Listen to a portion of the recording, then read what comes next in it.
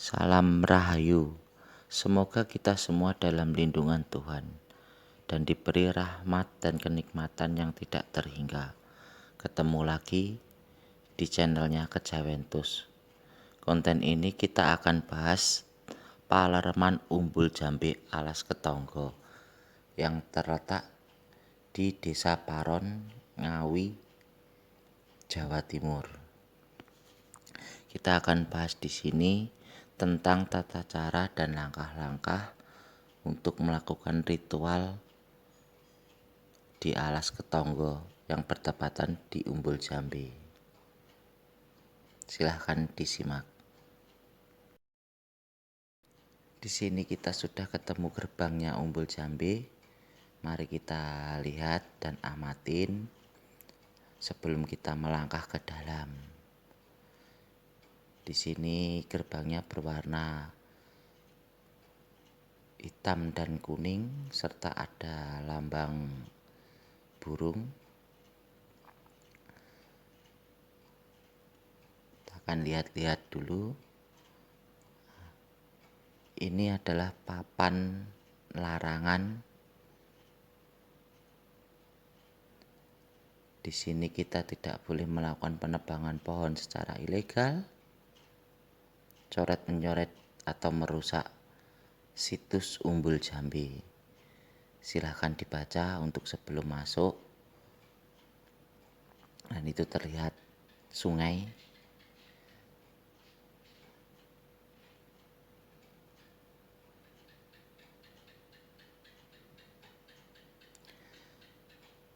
Ini lambang Jatayu. Sebelum kita melangkah di gerbang, kita disambut dengan tugu yang berlambang Jatayu. Nah, lambang Jatayu ini diyakinin sebagai pengemban Dewa Krishna yang pernah menolong Dewi Sinta saat diculik oleh Rahwana. Jatayu ini memiliki sifat penolong walaupun nyawanya taruhannya. Pernah menitis juga dalam gegaman Ramawijaya. Kita masuk ke dalam dan disambut dengan dua patung naga atau barong klinting yang diyakini sebagai Eyang Naga Suti yang ikut menjaga Palereman Umbul Jambe. Tempat ini masih asri dan masih sakral. Jadi kalau mau wisata ke sini kita harus mempunyai niat. Di belakang patung terlihat jembatan. Jembatan itu dilambangkan jembatan Shiratal Mustaqim. Untuk memantapkan niat pengunjung yang datang ke sini, pengunjung di sini memiliki niat tersendiri-sendiri dan membawa sarana yang harus dibawa. Dupa Gunung Kawi, membawa kembang setaman untuk mandi di Sendang Kauripan, kembang telon untuk membersihkan nas dan sesaji untuk disetinggil. Nanti kita akan bahas lebih dalam. Simak terus video ini. Di sini kita mempunyai niat apa yang kita perlukan untuk mencari solusi. Setiap orang mempunyai permasalahan di kehidupannya sendiri-sendiri ataupun sebuah problem. Ya, kita sudah mulai turun. Di sini kita disambut dengan patung dua singa. Singa putih ini.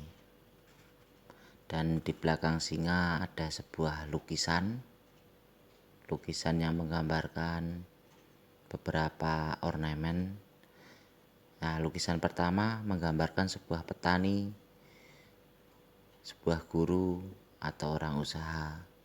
Di sini melambangkan bahwa di sini itu siapapun yang datang, entah itu dari pengusaha, entah itu orang biasa, Di sini dianggap sama saja, tidak membedakan status apapun.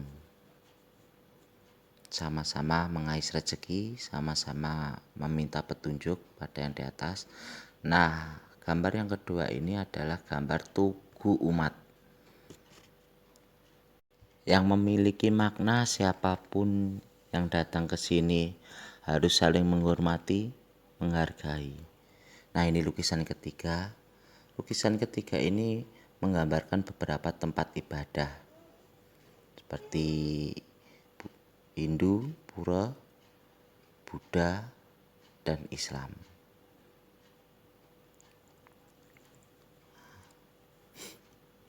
Di sini adalah tempat dinamakan Ringin Palerman, yang artinya apa keinginanmu agar tercapai dan direstui. Bila masuk ke sini itu yang terakhir, hendak kita akan pulang atau berpamitan. Semoga apa yang kita dapat menjadi kenyataan dan direstui oleh sesepuh atau palerman. Setelah ini kita akan menuju ke Sendang Kahuripan Umbul Jambe. Sendang Kahuripan Umbul Jambe, setiap orang yang datang ke sini harus melakukan mandi di sendang agar bersih dari hadis ataupun nas. Sendang ini dimana kita pertama kali memohon agar apa yang diinginkan tercapai. Pertama-tama kita melakukan pembakaran dupa sebanyak 3 batang. Dan ini adalah lambang Umbul Jambe alas ketonggo. Di sini dinamakan Sendang Kahuripan. Ini tempatnya seperti ini. Nah, ini tempat untuk membakar dupa dan mengasih kembang telon. Lanjut kita akan setelah membakar dupa dan mengasih kembang telon, diharapkan kita berdoa untuk apa yang kita tuju di sini. Namun ingat, di sini meminta tetap ama yang kuasa, bukan kepada airnya. Tanpa kehendak yang kuasa atau restu yang kuasa, kita tidak akan mendapatkan karomah-karomah dalam kehidupan ini. Di sini hanyalah sebuah rantara. Cara kita mandi di sini, jangan lupa sebelum datang ke sini meminjam ember ke warung sebelum kita masuk tadi. Dikarenakan untuk menyampur bunga setaman dengan air sendang. Mengapa demikian? Karena bunga setamannya tidak boleh dimasukkan ke dalam sendang itu. Setiap orang yang datang ke sini mempunyai keinginan berbeda-beda. Jadi bunganya itu harus ditaruh di ember. Di sini banyak yang meminta agar awet muda. Yang belum mempunyai keturunan ingin memiliki keturunan, serta memancarkan cahaya aura kita. Dan masih banyak lagi, ada juga yang meminta untuk rizki, agar dapat mendapatkan rizki setelah dari sini. Oke guys, sambil jalan saya perjelaskan untuk tata cara mandi tadi di sendang. Itu airnya yang bercampur kembang setaman itu setelah di dalam ember, terutama kita mandi dulu dengan air sendang yang belum tercampur dengan air sama kembang. Setelah itu kita siramkan ke tubuh kita dari atas sampai ke bawah. Nah, setelah itu dibilas dengan air kembang setaman tadi. Apa guna air kembang setaman tadi? Air kembang setaman itu membersihkan nas kita. Ibaratnya kalau orang Jawa bilang membuang sengkolo. Membuang sengkolo yang buruk, mendatangkan yang baik. Nah, ini kita sudah mulai berjalan. Kita lihat palerman-palerman berikutnya. Tolong di sini pada sahabat-sahabat saya untuk menyingkirkan pikiran-pikiran yang negatif, karena tempat ini sangat amat sakral. Di sini tempat petilasan, palerman, bukan makam. Beda dengan makam. Oh iya guys, sendang tadi itu banyak fungsinya loh airnya. Kalau datang ke sini jangan lupa membawa pulang airnya. Itu banyak-banyak sekali fungsinya. Nanti kalau yang kurang jelas bisa silahkan di komen.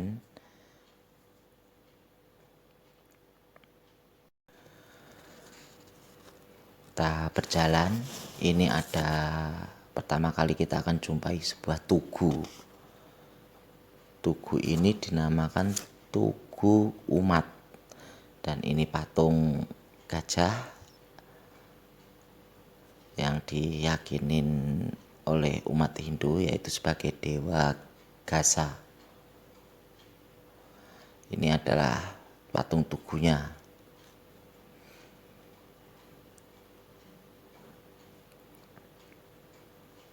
Patung tugu panguripan umat. Nah, di sini kita akan berkumpul. Biasanya di sini banyak orang dari manapun. Biasanya ada yang dari Malaysia, dari Singapura, ada yang dari banyak lah. Ada dari Jawa sampai Jakarta ya. Di sini luar Jawa juga. Di sini ada lambang-lambang,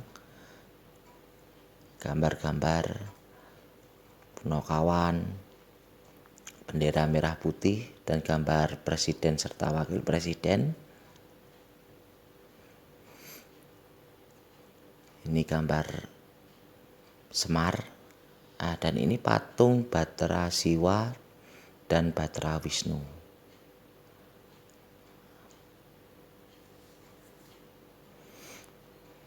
Di sini ada makna kehidupan.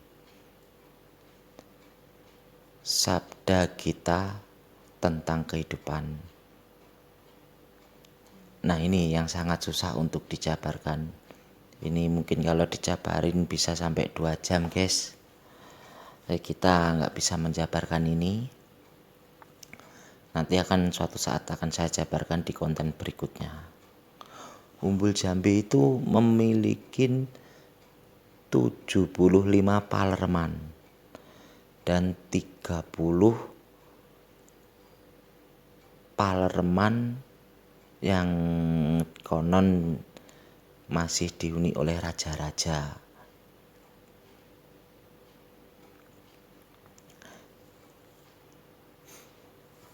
Palerman atau petilasan itu berbeda dengan makam.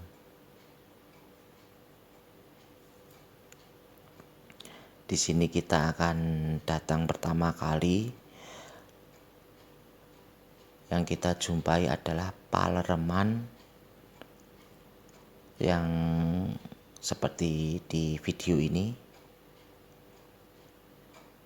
Setiap kita datang masuk ke palerman, ingat alas kaki harap dilepas dan kita uluk salam. Uluk salamnya seperti apa?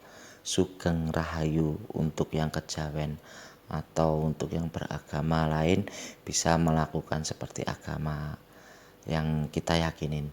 Di sini ada patung Dewi Kuan Yin.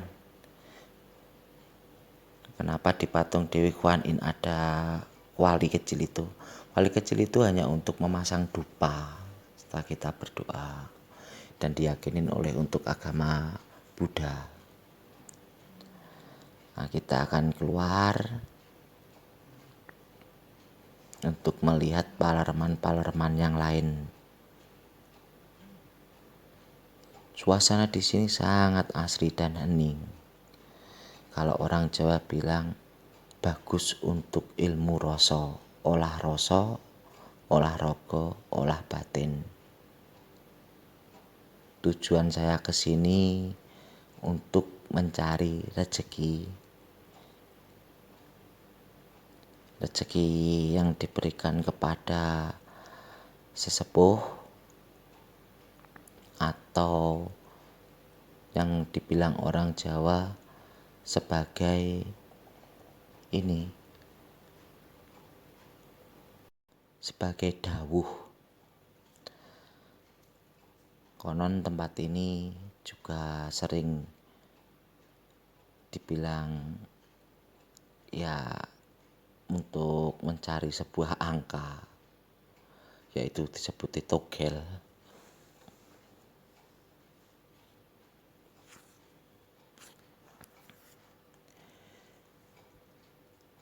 Di sini Palerman untuk yang kedua, Palerman untuk Hindu yang melambangkan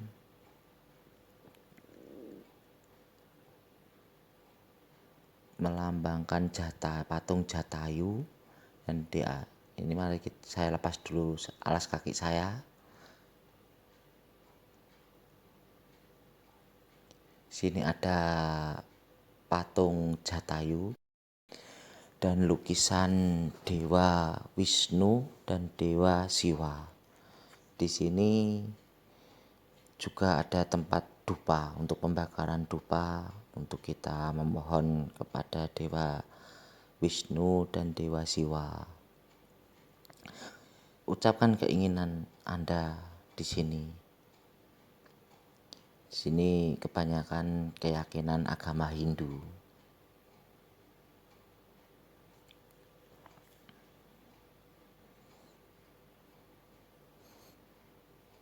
Seperti ini Palermannya. Nah, di depan kita itu masjid. Kita akan melangkah ke Palerman berikutnya.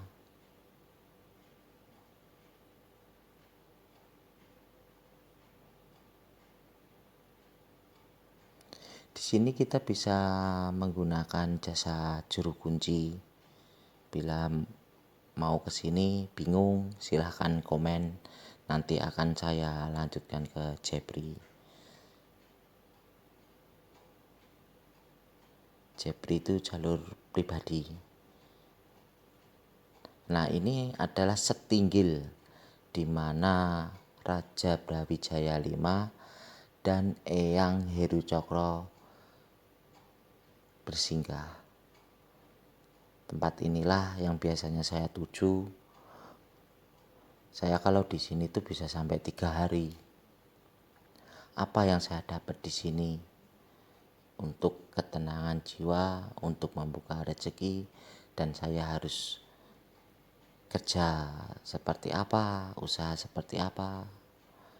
Dan banyak juga orang yang di sini meminta rezeki dari, kalau orang Jawa bilang, soko togel gitu. Banyak yang tembus itu. Nah, ini adalah zaman dulu, masih ingat kan, agama yang menyembah Surya. Di sini diyakinin untuk agama kepercayaan. Pagi hari suasananya sangat bagus. Jangan lupa tetap kita di sini melepaskan alas kaki untuk melangkah. Jangan lupa uluk salam, beri salam. Di sini kita pagi hari setelah masuk ke Setinggil, lalu kita ke sini untuk berdoa kepada alam supaya kita dicintai oleh alam.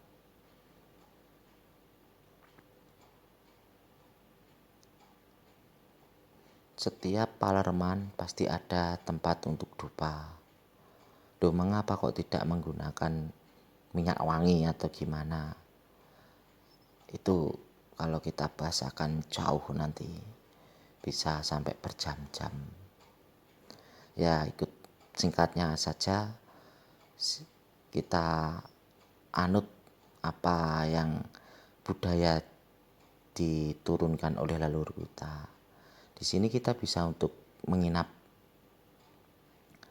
bisa izin, dengan juru kuncinya atau juru gemboknya kalau orang sini bilang.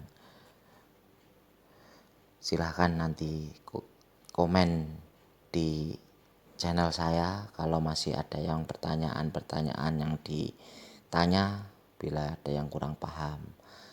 Terakhir kita akan masuk di setinggil, yaitu Palerman Eyang Heru Cokro dan Eyang Brawijaya 5. Kenapa kok saya di sini? Karena saya dari dulu keyakinan saya di sini. Saya selalu meminta petunjuk pada beliau. Pernah juga saya meminta istilahnya rezeki, dikasih 4 angka. Akhirnya saya tembak di Sydney. Alhamdulillah keluar, guys. Nah, ini ada pertama kali kita mau masuk disambut dengan patung Ganesha. Tata cara yang di sini saya paham.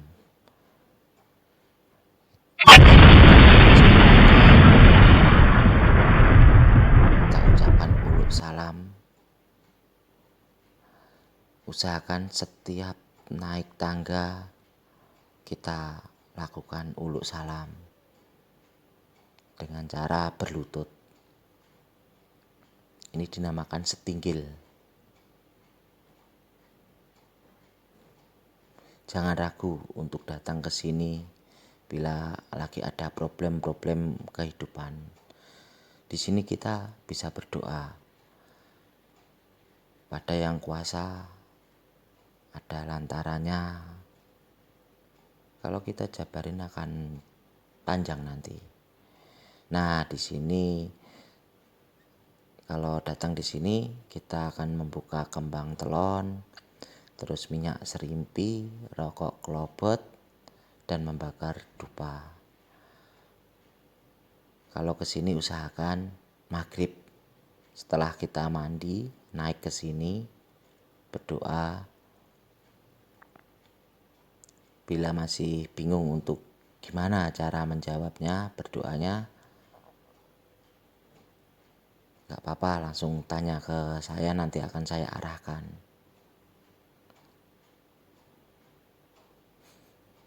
Loh, kenapa kok tatanan batu? Nah, batu itu kalau orang Jawa bilang watu. Watu itu adalah watek lan teku. Jadi orang di dunia itu kan wataknya masih amburadul dan wataknya bermacam-macam. Makanya kita harus tata sebaik mungkin perilaku kita agar bisa diterima untuk menjadi kekasih Tuhan atau Gusti Allah. Di sini ada banyak tulisan larangan-larangan untuk dilarang mesum. Tapi ya himbau kepada sahabat-sahabat saya, hati-hati di sini. Jangan berbuat yang tidak-tidak, apalagi yang macam-macam. Nah, ini kita sudah turun. Kalau saya di tempat itu biasanya benar sampai malam.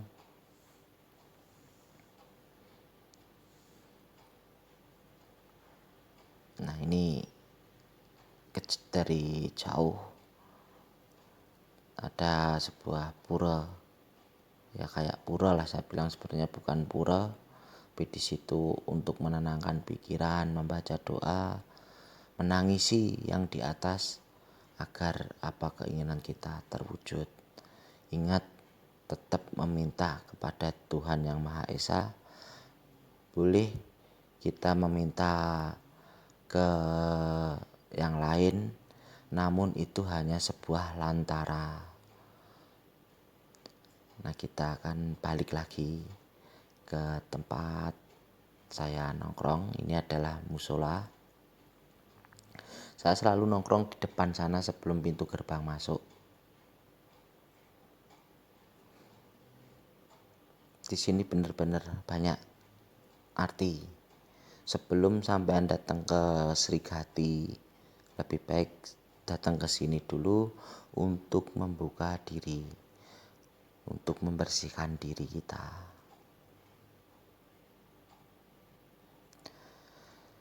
Sekian yang saya bisa jabarkan untuk Palerman Umbul Jambe.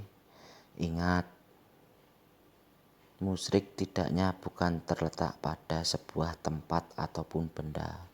Musyrik tidaknya itu terletak dalam pikiran kita merasuki hati hingga terwujud sebuah niat. Di video yang terakhir akan saya tunjukkan video menata batu. Kenapa kok menata batu? Belajarlah untuk menata batu kali, yaitu untuk mengetes kesabaran kita sampai sejauh mana. Berikut untuk cara menata batu. Nah, ini batu yang saya ceritakan tadi. Ini tataan saya, guys. Coba Anda menata batu seperti ini. Ini batu untuk melatih tingkat keseimbangan kesabaran seseorang. Menata batu ini harus penuh dengan kesabaran dan keikhlasan. Insya Allah akan tertata. Terima kasih sudah menonton channel saya. Jangan lupa like, comment, and subscribe-nya. Saya tunggu. Salam Rahayu.